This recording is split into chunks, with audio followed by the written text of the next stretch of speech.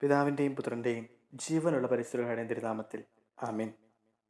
യേശു നമ്മോട് പറയുന്നവൻ, അധ്വാനിക്കുന്നവരും ഭാരം വഹിക്കുന്നവരുമേ, നിങ്ങൾ എൻ്റെ അടുക്കൽ വരുവിൻ, ഞാൻ നിങ്ങളെ ആശ്വസിപ്പിക്കാം. മനുഷ്യൻ്റെ ഏറ്റവും വലിയ പരാതി എന്ന് പറയുന്നത്, എൻ്റെ സങ്കടങ്ങൾ കേൾക്കാൻ ആരുമില്ല, മനസ്സിലാക്കാൻ ആരുമില്ല, എന്നെ ആശ്വസിപ്പിക്കാൻ ആരുമില്ല എന്നുള്ളതാണ്. ദൈവം തമ്പുരാൻ ഇന്ന് നമ്മോട് പറയും, എൻ്റെ കുഞ്ഞെ, എൻ്റെ അടുക്കൽ വാ, ഞാൻ നിന്നെ ആശ്വസിപ്പിക്കാം. ജീവിതത്തിൽ സങ്കടങ്ങളേറുമ്പോൾ ഈശോയുടെ മുമ്പിൽ ഇരിക്കാൻ കഴിയട്ടെ.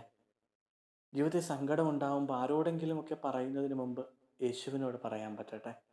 ക്രൂശിതൻ്റെ മുമ്പിൽ ഇരിക്കാൻ പറ്റി, ക്രൂശിതനെ നോക്കിയിരിക്കുമ്പോൾ അവിടുന്ന് നമ്മെ ആശ്വസിപ്പിക്കുന്നത് നമുക്ക് തിരിച്ചറിയാൻ കഴിയും. പരിശുദ്ധ അമ്മയുടെ ജീവിതത്തിൽ വളരെ വ്യക്തമാണ്, എല്ലാം ഹൃദയത്തിൽ സംഗ്രഹിക്കുന്നവർക്ക് ദൈവത്തോട് സംസാരിക്കാനേ കഴിയൂ. തലവണങ്ങി നമുക്ക് ആശീർവാദം സ്വീകരിക്കാം. പിതാവായ ദൈവത്തിൻ്റെ സ്നേഹവും ഏകജാതൻ്റെ കൃപയും പരിശുദ്ധാത്മാവിൻ്റെ സംസർഗ ആവാസവും ഇന്നും എപ്പോഴും നിങ്ങളോടൊപ്പം ഉണ്ടായിരിക്കട്ടെ. ആമേൻ.